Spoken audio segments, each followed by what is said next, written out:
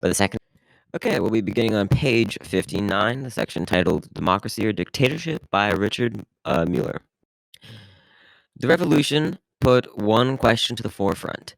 It was not merely a theoretical question, but had very practical implications. Should the fate of the German Revolution be handed to a National Assembly elected by every German adult, exploiter and exploited, revolutionary and counter-revolutionary alike, or should the proletariat, the armed workers and soldiers, keep and secure the political power in a council system, establish the dictatorship of the proletariat, and wrest the economic power from the bourgeoisie? In short, the question was democracy or dictatorship. On the following pages, I will summarize the basic positions of both the revolutionary forces and of the political parties as they were expressed at the time. A. The Council of People's Delegates. The Council of People's Delegates supported the National Assembly already in its first programmatic announcement. However, the People's Delegates disagreed on the ultimate goal of the revolution and the ways to reach it. The 3 SPD members put all their hope into the National Assembly.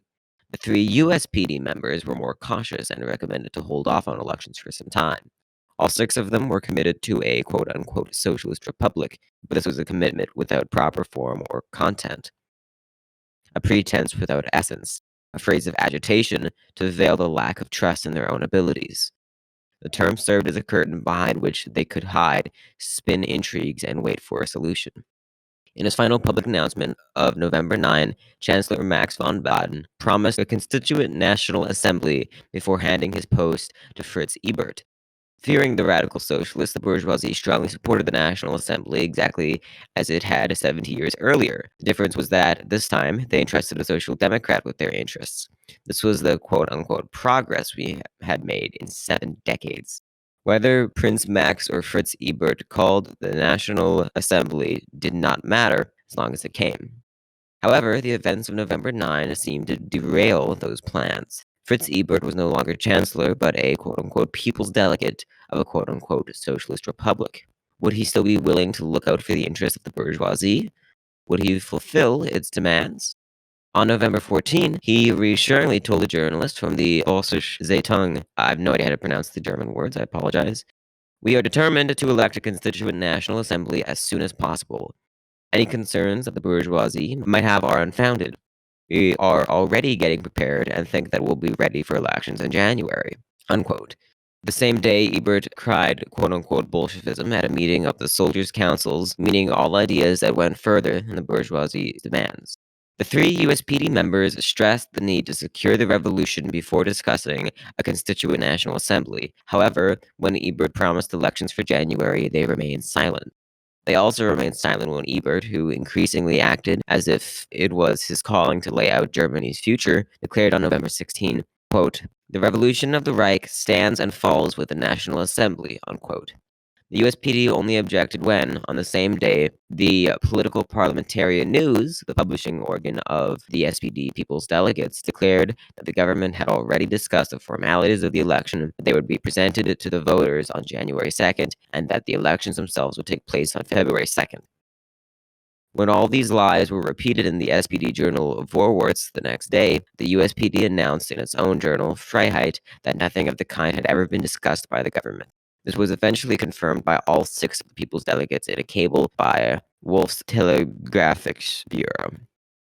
Already during the first days of the revolution, Ebert, Scheidemann, and Landsberg proved themselves worthy successors of the Kaiser's diplomats. Quote, "The way he clears his throat and spits, you copy it well," unquote. The right hand did not know what the left hand was doing. The lies, intrigues, and deceits that marked the quote-unquote collaboration with the harmless, naive, and cautious USPD members was essentially a logical consequence of the conflict between the 2 social democratic camps during the war. While the 3 people's delegates for the USPD had supported the USPD's leadership decision that no elections for a National Assembly would be held before April, they still voted for elections on February 16 in the Council of People's Delegates. Only when the Executive Council objected, it was agreed to leave the final decision to the General Congress of the Workers' and Soldiers' Councils in December. Section B. The Executive Council of the Workers' and Soldiers' Councils. First, the most important duty of the Executive Council was to give the revolution a program, and thereby content and direction. Instead, the Executive Council got caught up in thousands of things. The first week passed without any initiative and allowed both opportunists and outright opponents of the revolution to shape public opinion and to announce a date for National Assembly elections. There was only one way to drive the revolution forward: to fulfill the demands of the proletariat and to secure and expand the workers' power. The momentum of November 9 had to be carried into the future. Each hour that was lost had to be regained by weeks of desperate fighting, if it was to be regained at all. Many things would have been easy to do during the first days of the revolution because no one dared to interfere and the power of the proletariat was much too strong. Only 1 week later, however, it had become much harder to do these things. Several weeks later, it had become almost impossible. How urgent a clear and understandable revolutionary program would have been for the masses became already apparent on November 10 during the National Assembly of the Workers' and Soldiers' Councils at Circus Bouche. There, the opponents of the revolution already tried to influence the developments, just as they did when the Red Guards were formed shortly after. These attempts should have been undermined right away, but it took until November 16 before the Executive Council responded to the revolutionary program drafted by Ernst Dalmig 3 days earlier. Dalmig's program was not a legal document. It wasn't a list of articles. At the time, it would have been impossible to present anything like that. Dalmig's program was an outline for a new political structure. Most pressing was to formulate and secure the new laws created by the revolution, that is, to replace the class rule of the bourgeoisie by the class rule of the proletariat. As a next step, the administrative organ of the toppled regime should have been replaced by the class organs of the proletariat. This did not necessarily entail the end of the old regime's entire administrative structure, but the transfer of all legislative and executive powers to the proletariat. The Executive Council should have presented such a program and demanded its implementation by the people's delegates. Had the people's delegates refused, they should have been dismissed. This would have kept the revolutionary struggle alive. With a clear program presented soon after November 9, and with a clear commitment to its implementation, the Executive Council would have prevailed. Ernst Dalmig based his draft for a revolutionary program on the power relations created by the revolution in early November. He considered it crucial to secure the new power structure and to strengthen it further in the interest of the proletariat. This, he reckoned, could only be done the soldiers' and workers' councils. Dalmig rejected the National Assembly categorically because it could only lead to a bourgeois democratic republic and rob the workers of the revolution's achievements. Dalmig demanded a proletarian democracy that only grants rights to working people, finding its administrative expression in a central council of the workers' and soldiers' councils. He considered proletarian democracy the only means to keep the counter-revolution at bay, secure peace, and to realize socialism. This was the original phrasing of Dalmig's proposition. The workers and soldiers suffered the most under the old regime. They were affected the hardest by the war. The economic and financial consequences of the war put enormous pressure on them. Now, workers and soldiers have removed the old regime. The new political power is embodied in the revolutionary organization of the workers and soldiers' councils. This power has to be secured and expanded so that the achievements of the revolution will benefit the entire working class. This cannot happen if the German state is transformed into a bourgeois democratic republic. Germany needs to become a proletarian republic on the grounds of a socialist economy in which only the working people, that is, all manual and intellectual workers, have public rights. The ambition of the bourgeoisie to convoke a national assembly as fast as possible will rob the workers of the fruits of the revolution. The Executive Council, the Workers' and Soldiers' Councils of Great Berlin, therefore rejects a constituent national assembly. Instead, it demands the strengthening of the workers' councils, which shall determine the fate of all working people in this country. In order to unite all of Germany's workers' councils, a central council has to be formed. Only this body can draft a new constitution that shall reflect the fundamental principles of proletarian democracy. Hermann Müller, spokesman for the SPD in the Executive Council, rejected the class rule that Dalmig and other USPD members demanded. Müller stated that the situation was only acceptable due to the extraordinary historical circumstances, that it was essential to elect a National Assembly as soon as possible. He emphasized that all citizens had the same rights and duties. Müller declared that the majority of Social Democrats in a newly elected National Assembly was without doubt, and that social democratic principles would guide the Assembly's politics. Colin Ross, spokesman for most of the soldiers, supported the National Assembly because the majority of the soldiers had supported it at a recent Soldiers' Council's meeting. After long and heated debate, Dalmig's proposal was rejected by 12 votes to 10. Some SPD members had voted for it. Eventually, a compromise was passed with a few more SPD votes than those of a few soldiers. It consisted of the first of Dominick's proposed steps and added the following ones. Quote, the Executive Council of the Workers' and Soldiers' Councils demands the convocation of a Delegates' Assembly of the Workers' and Soldiers' Councils of Germany. This assembly will decide on an electoral system allowing to elect a Central Council of German Workers' and Soldiers' Councils. This council will draft a new constitution reflecting the fundamental principles of proletarian democracy. This constitution needs to be ratified by a constituent assembly summoned by the council. By accepting this compromise, the Executive Council pulled this rug out from under itself. It abandoned the revolutionary grounds that it had been founded upon. Though these grounds it had no power and was rendered insignificant. Its unclear, ambiguous, and contradictory declaration on the National Assembly did not push the Executive Council to the sidelines. It was an embarrassment. The parts taken from Dominick's original draft outlined the foundations of a proletarian democracy. The new political power should be concentrated in the revolutionary organization of the Workers' and Soldiers' Council. The proletarian republic was favored over a bourgeois democratic republic expressed in a National Assembly. The added parts, however, introduced the concept of a constituent National Assembly. The fact that this assembly was to be elected by a delegates' assembly of the Workers' and Soldiers' Councils matters little. Once the National Assembly was elected, the delegates' assembly of the Workers' and Soldiers' Councils would become meaningless. Despite this declaration of the Executive Council, or rather because of it, the outvoted members of the Council focused on their energies on propagating the continued fight for the revolution against all of its open and hidden enemies, especially against the National Assembly. Therefore, Richard Müller called an assembly of workers' councils at the Circus Busch November 19. The Executive Council was asked to present a report about its activities, and it was planned to vote on the National Assembly Declaration. Müller would report about the Executive Council's activities. In his report, Müller pointed out the enormous difficulties during the first days of the revolution, in which he reckoned excused some of the wrong decisions that had been made, as well as the apparent inefficiency, not least because the Executive Council had been kept from focusing on its most important duties by all sorts of disturbances. Müller proceeded to inform about the activities of the counter-revolution, which included propaganda for the National Assembly as one of the more subtle and hidden forms. Müller strongly opposed the National Assembly, outlined the consequences that had to be expected, and called upon the workers' councils to defend their revolutionary rights, if necessary, with arms. According to the stenographic protocol, these were the exact words of Richard Müller. Quote, we want all parts of the proletariat, manual and intellectual workers to be involved. Those who work shall have rights. No one can expect that the freedoms and rights won by the workers and soldiers will be handed over to the counter-revolution.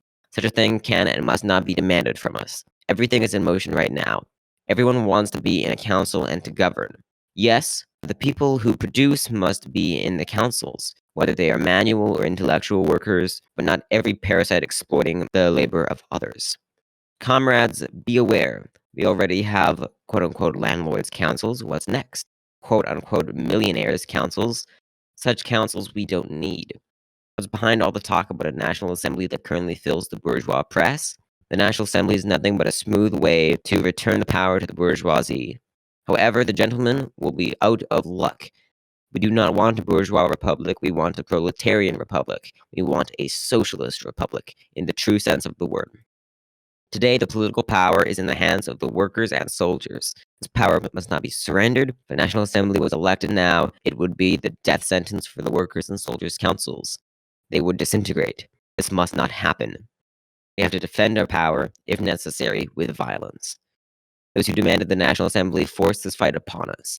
I declare openly, I have risked my life for the revolution, and I will do it again. The National Assembly will pave the way to the rule of the bourgeoisie. Its convocation will mean struggle. The way to the National Assembly leads over my dead body. Unquote. Even if the improvised speech back then, no time to properly prepare speeches, left a strong impression on the audience and was received with big applause, the chairman did not allow the assembly to vote on the Executive Council's declaration. Obviously, he had little interest in Dalmig's original draft being passed.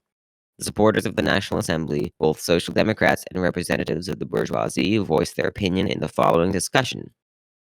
Their arguments seemed convincing to many. This was no surprise given the propaganda of the press that had shaped public opinion. Still, the meeting had some success. At least it irked the supporters of the National Assembly. Richard Müller. With him, the entire Executive Council became the target of severe attacks, cowardly slander, and ludicrous defamations. The People's Delegates' reaction was also scandalous. They even sent a WTB cable prohibiting the publication of the Executive Council's declaration. This illustrates very well how seriously they took the freedom of the press, which they cited every time the counter-revolutionary lies of the bourgeois papers were defended.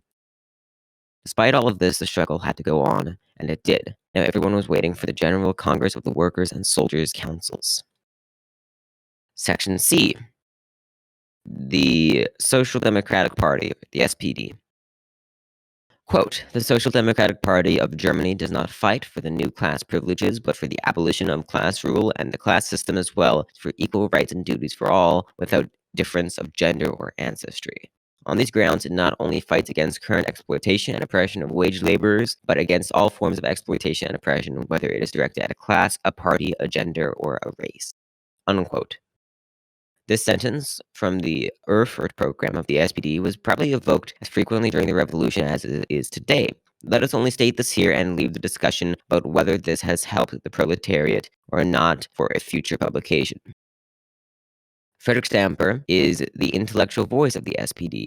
In a Vorwärts article published on November 13, 1918, he cited the Erfurt program and stated that the constitutional change proclaimed by the Kaiser before November 9 implied the principle that no government lacking the trust of the people may remain in office while all military power must be controlled by democratically elected civil authorities.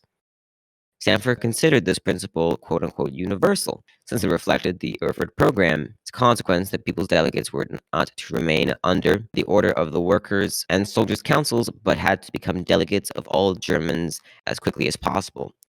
According to Stamper, this could only be guaranteed by a constituent national assembly. Such considerations essentially condemned the revolution.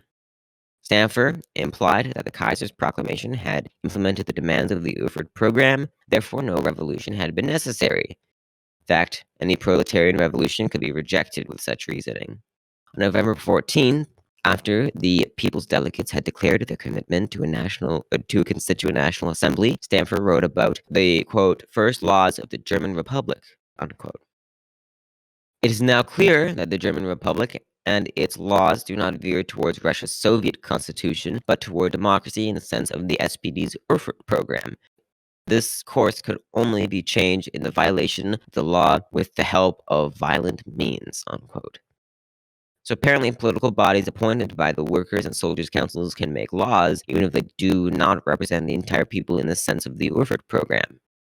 At the SPD party meeting, the, quote, general, equal, direct, and secret suffrage of all adult men and women, unquote, was hailed not only as the most important achievement of the revolution, but also as the means to transform the capitalist order into a socialist order if the people so desired. This reflected long-standing party convictions. However, it was also meant that the, quote, most important achievement, unquote, of the revolution had already been realized before the revolution, at least according to Stamper. Further examples could be named, but I don't consider it necessary. It should be clear that a party expecting to reach socialism by democratic means gets confused in a revolutionary situation. One day it commits itself to democratic progress. The next day it interprets progress as a result of revolution. It is important to note that no one can ever say whether a revolution has occurred in the name of quote-unquote all people or in the name of a quote-unquote majority. Revolutions are never quote-unquote democratic in that sense, which I suppose means that no staunch SPD member can ever support them. SPD politics after November 9 were determined by many factors. This is well illustrated by a leaflet of which millions of copies were distributed in late November. The SPD distributed an enormous amount of leaflets and pamphlets. You ask, or quote, how are they able to finance this, unquote. Today, we know that the bourgeoisie was among those who provided the funds. The said leaflet was titled, Only Over My Dead Body, includes the following paragraphs. Quote, every day that delays the Constituent National Assembly also delays peace, prolongs the occupation of German territory, and deepens the food crisis. If we want bread, we need peace. If we want peace, we need the Constituent National Assembly and freely elected representatives of the German people. Peace, freedom, and bread were the goals of the proletarian uprising of November 9. Peace, freedom, and bread were the demands that brought victory. those who prevent the Constituent National Assembly from forming rob the workers of peace, freedom, and bread. Take away the immediate fruits of the revolution, they are counter-revolutionaries. The opponents of the Constituent National Assembly can comfort us with the promise that the workers in France, England, and America will arise once proletarian dictatorship and socialism are established in Germany. These are nothing but hollow phrases, spooks, and dreams. The categorical opponents of the National Assembly seem to know this. Therefore, they suggest that we unite with Soviet Russia in order to continue the war against the imperialists of the Entente. But Bolshevik rule in Russia will only last a few more weeks, a few more months at best. The troops of the Entente hold all of Siberia, the Murman coast, and the Black Sea coast. They equip and support the Cossack generals Denikin and Krasnov. The proletarian Russian Revolution takes its last breaths. So far, the revolution has not brought us any recognized central power. The Executive Council of the Workers' and Soldiers' Councils of Great Berlin is provisionary. Its resolutions do not reflect the will of the German people. The entire southern part of the country demands the Constituent National Assembly without exception. The National Assembly is the only way to keep southern Germany within the Reich. Without a National Assembly, the main line will be resurrected. While all other nations move closer together, Germany will be torn apart and thrown back to 200 miserable years between the 30 Years' War and the Revolution of 1848. Centuries during which there was more despair in Germany than any time in German history, or in any country's history for that matter. German unity requires the National Assembly. Germany's new culture, which has always been the goal and heart of our vision for the country, can only blossom under the National Assembly's protection. The Workers' and Soldiers' Councils were emergency bridges that had to be built in the hour of the struggle. We need to advance. We needed to cross the river in order to remove the old and hostile feudal domains of the monarchs and Junkers. For this purpose, these emergency bridges were indispensable, and they had served us well. Without them, we could not have succeeded. Had we waited for a solid structure leading the way to the other side, we would have never been able to chase the enemy. But does this mean that we need emergency bridges forever? Does this mean that we shall never build a solid structure? The most incredible transformation that a country has ever experienced took merely 8 days and cost less lives than an average skirmish at an outpost during the war. Such a triumph without blood, such a victory without resistance really lead to a dictatorship? The achievements of the revolution are so deeply rooted in the will of the people that only cowards and hysterics can fear counter-revolution. The ghosts of those who have been chased away will never return unless revolutionary stupidities fill them with new blood. Our science, our ideals, our political reason, and the current situation in Germany all demand the fastest possible convocation of the Constituent National Assembly. Those opposed to it are ready to murder and to walk over corpses without necessity. The corpse of freedom will be the first. We must choose. Either we walk over the corpses of the Constituent National Assembly. Unquote. D. The USPD and the Spartacus League. In the long run, the USPD could not dodge the democracy versus dictatorship question. It searched for a compromise. Eventually, it recognized the National Assembly in principle but wanted to delay its convocation. It wanted to please the supporters of both democracy and dictatorship. It explained in its second declaration, quote, all workers' and soldiers' councils hold political power as a just consequence of the revolution. The cabinet executes this power as long as it has the trust of the workers' and soldiers' councils. Meanwhile, the workers' and soldiers' councils expand and become more solid. District councils are being formed. Soon there will be a central council for the entire country. All forces must unite so that the new life can emerge from the political ruins and fill the German Republic with socialist content. Constituent National Assembly? Yes, it will come, but it will only come when the technical and political requirements are met. Then it will truly express the will of the enlightened people. Unquote. Now let us look at how desperately the USPD theorists have tried to make both poles, democracy and dictatorship, fit their banner. On November 16, Rudolf Breitschied wrote the following in The Freiheit. Quote, of course, democracy does not mean everything for the people, but also everything by the people. This leads our opponents to the conclusion that we have to wait with radical political transformations until approved by a people's assembly. They would be right if true freedom was all that was possible under capitalist rule, But as long as social relationships are marked by the dependencies that the capitalist mode of production creates, formal democracy does not help the workers, no matter how beautiful the paper is on which it stands written. We have to remove the basis of these dependencies by the power that the revolution has handed to us. Only then can the formal aspects of democracy be developed for a national assembly that is elected by really free people. But before such a national assembly can take shape, we must change the foundation of society. The National Assembly itself cannot make that change. On November 18, Rudolf Hilferding wrote in the Freiheit about the convocation of the National Assembly, using the developments in Russia as an example. He argued that the rejection of democracy and the armed struggle against the bourgeois society were based on the economic backwardness of the Russian agrarian state, where the industrial proletariat formed only a tiny minority. In Germany, he reckoned that the situation was different. Quote, Germany is Europe's most advanced country. Central industrial industries are organized in cartels and trusts ready to be socialized. The industrial proletariat forms the majority of the people and have been educated in socialism. Now it has tested its powers and realized its irresistible force. Is there really anyone who can doubt that the German proletariat will be victorious in elections after the collapse of the old regime? Only men without self-confidence or revolutionary trust in the proletariat or belief in historical necessity can do this. Unquote.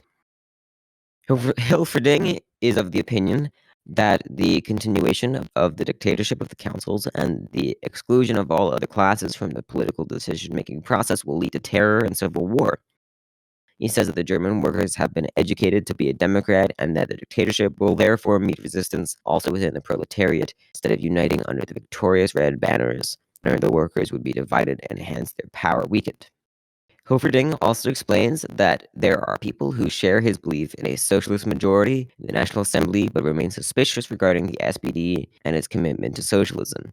He answers them with thus, quote, we must think as Marxists. We must focus on what is crucial, namely social conditions, not good or bad qualities in certain individuals. The SPD was opposed to revolutionary action until the very minute the revolution came. Then it had to join the revolutionary movement because the proletarian masses forced it to. And now imagine a proletarian majority in the National Assembly, proletariat at the height of its power. Can anyone seriously believe that under such circumstances a representative of the proletariat can neglect his socialist duties? This would mean to undermine the base of your power. You can look at this from whatever angle you want. Such an action would simply make no sense. On December 6th, Karl Kautsky wrote a long article in the Freiheit under the title National Assembly and Council Assembly, explaining that the electoral system for the National Assembly was better than the one for the workers' and soldiers' councils. According to Kautsky, the electoral system for the National Assembly would make the will of the majority clearer. Council elections, people would vote not only according to class, but also according to trade. Therefore, electoral campaigns for the councils are not part of the class struggle. Kautsky continues, quote, furthermore, the electoral law for the workers' and soldiers' councils is murky and susceptible to all sorts of changes. The electoral law for the National Assembly, on the other hand, is clear and precise. Results of council elections will therefore never have the same moral authority as the results of National Assembly elections. They can never legitimize the rule of masses in the same way. This is why terror became necessary in Russia. Kautsky states that it is not his intention to declare the workers' and soldiers' councils quote-unquote inferior to the National Assembly. At the same time, he declares the following, quote, if we pose the question, quote, National Assembly or workers' and soldiers' councils, unquote, then if the answer would be the workers' and soldiers' councils are inferior, but this is not the proper question to ask. It is much too general and therefore wrong and misleading. The question is, quote, which tasks belong to the National Assembly and which to the workers' and soldiers' councils? Where and when do we need the former? Where and when do we need the latter? Unquote. Kautsky deems the councils necessary and indispensable during the first phase of the revolution, when the dismantling of the old powers is the primary objective. This dismantling will cause disorder and unrest, and the councils need to defend what has been achieved, while the National Assembly would be incapable of doing this. But the second phase of the revolution is one of consolidation, of building socialism. This needs decades and requires a functioning production process. It needs peace and order, which can only be secured if the people trust in the stability of the new regime. Kautsky concludes, quote, since this is the most likely achieved by a national assembly replacing provisional institutions, this assembly is an economic necessity and replacement of the socialist revolution, at least if the revolution is not required or not reduced to mere proclamations. It really wants to establish socialist production.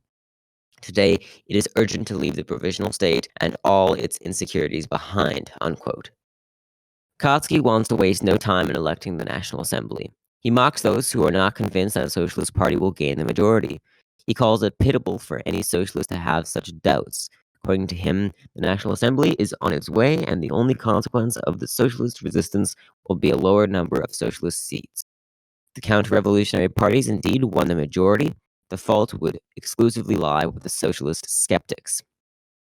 The Spartacus League was originally a faction of the USPD. Its program of November 10 was very clear: armament of the people, control of all military and civil offices by ombudsmen of the workers' and soldiers' councils, abolition of the national and all provisional parliaments as well as the existing government, transfer of governmental power to the workers' and soldiers' councils of Great Berlin until a nationwide central council was established, election of workers' and soldiers' councils all over Germany, excluding legislative and administrative authority.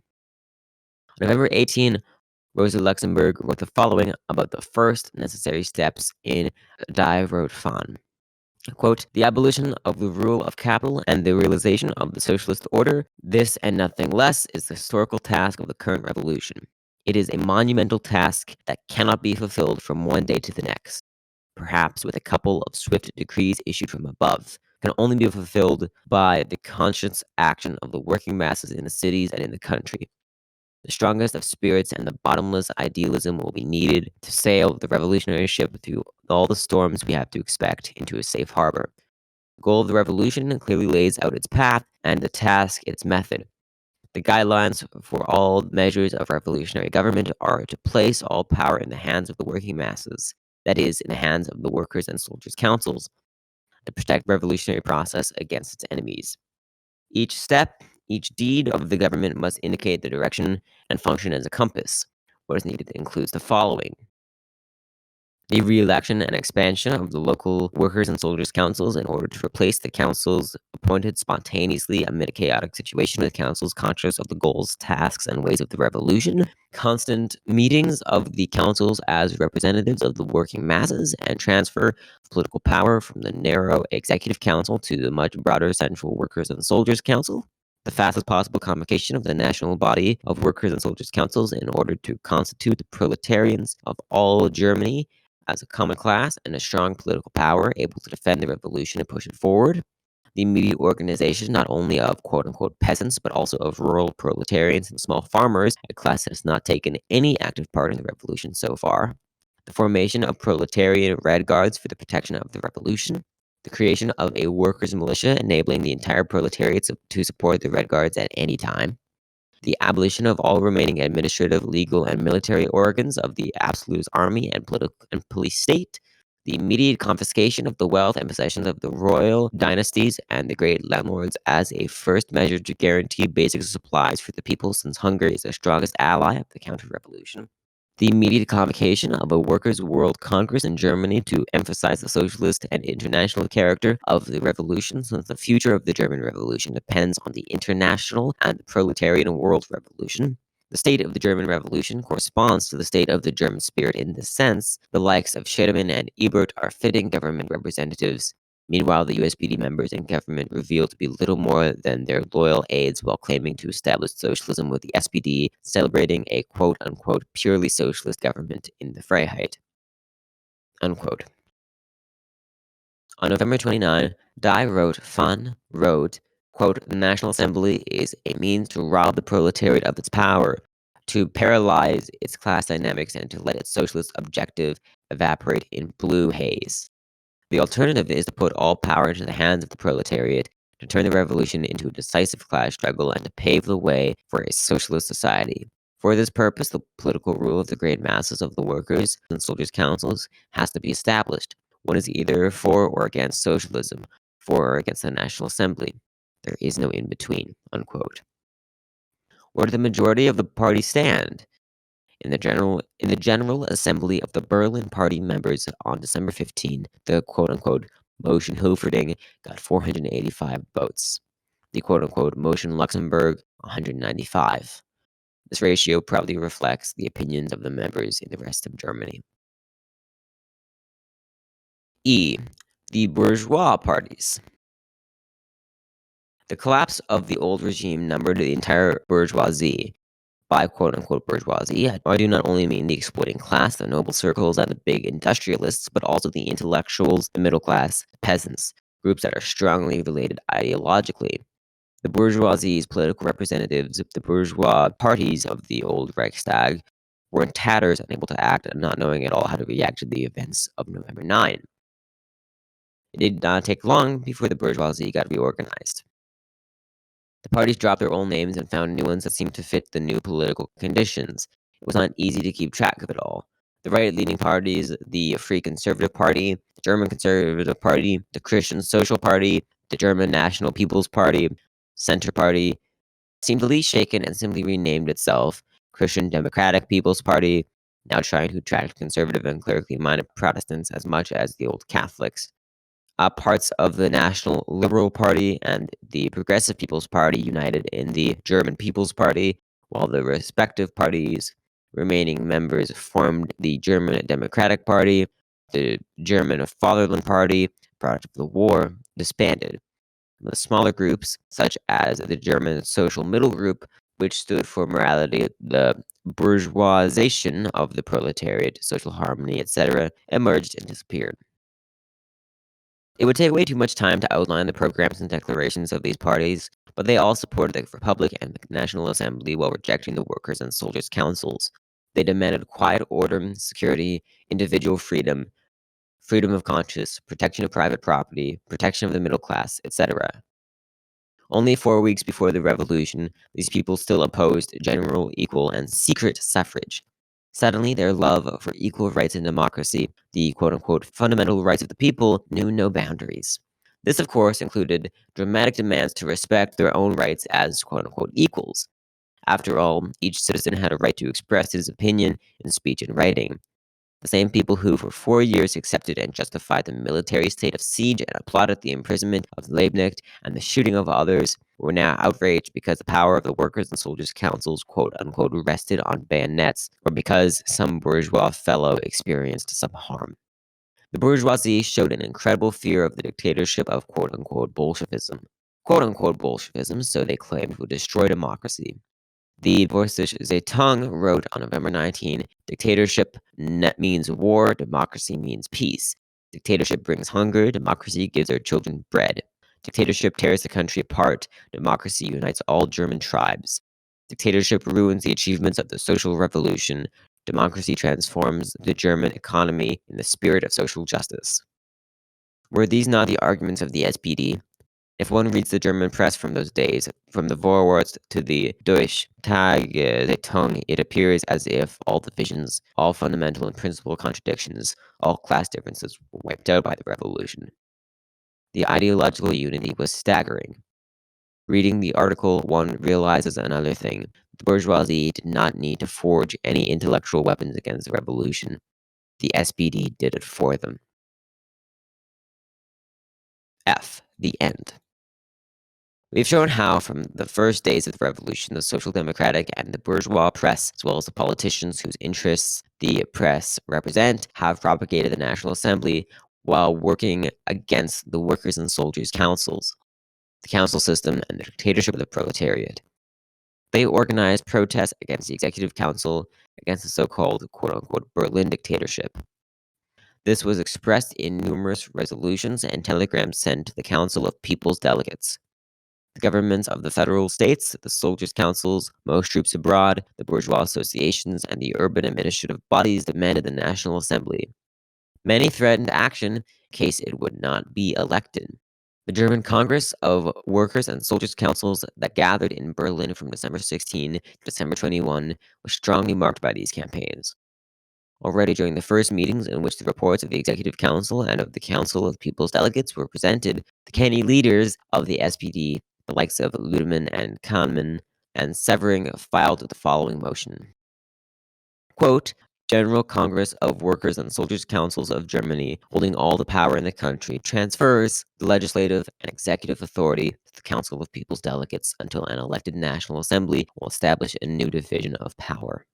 The General Congress of the Workers and Soldiers' Councils of Germany shall appoint a Central Council of the Workers and Soldiers' Councils, whose task it will be to monitor the German and the Prussian cabinets. The Central Council will take on the role of Parliament. It has a right to monitor the People's Delegates of Germany and, until the new political structure will be finalized, the People's Delegates of Prussia. To monitor the ministries, the Council of People's Delegates will appoint assistants to the state secretaries. 2 assistants will be sent to each ministry, one from the SPD and one from the USPD. Before appointing the ministers and their assistants, the Central Council has to be consulted. Unquote. The motion was passed by a huge majority. This meant the following point on the agenda, quote, the National Assembly or Council system, unquote, had been decided before it was even discussed. Ernst Daumig spoke out against the National Assembly nonetheless. He did not manage to rid the quote, unquote, political suicide club in front of him of its, quote, clinical, simple, and Philistine spirit. His motion was rejected with 344 to 91 votes. The date for the National Assembly elections was pushed forward from December 16 to January 19. Even some USPD members voted against Daumig's motion, which I quote here in full. Quote, the Delegates' Assembly declared its uncompromising commitment to the council system as the foundation of the Socialist Republic's constitution. The councils will be the highest legislative and executive authority. The Delegates' Assembly appoints a commission to formulate as quickly as possible a general electoral system for Germany's workers and soldiers and peasants' councils. On the basis of this electoral system, the National Congress of Workers and Soldiers' Councils will be elected, which will decide on the country's future constitution. As long as the Constitution of the Socialist Republic is not finalized, a Central Council of 53 members representing all regions of the country will be the highest monitoring body, the Council of People's Delegates and Ministries. On January 19, 1919, 16,574,000 Germans gave their votes to bourgeois parties, 11,510,000 to the SPD, and 2,317,000 to the USPD. This meant that the bourgeois parties had a majority in the National Assembly, quote, a victory for democracy, unquote, or rather, the grave of social democracy's dreams and the collapse of the German Revolution. It would certainly be interesting to examine what democracy had given to the people, but that is not the purpose of this text. And that is the end of that chapter, or section, or whatever. I don't know how it's divided. Does anyone have any thoughts on that chunk? I quite enjoyed the form of that, how it went over the kind of the parties and just kind of was a nice overview. All right, in that case, we will be continuing next week. I'll be finishing for now since it's nearly 5. We'll be continuing next week on section entitled Revolutionary Gymnastics by Richard Müller on page 76. So yeah. Cheers, folks. Thank you all for coming.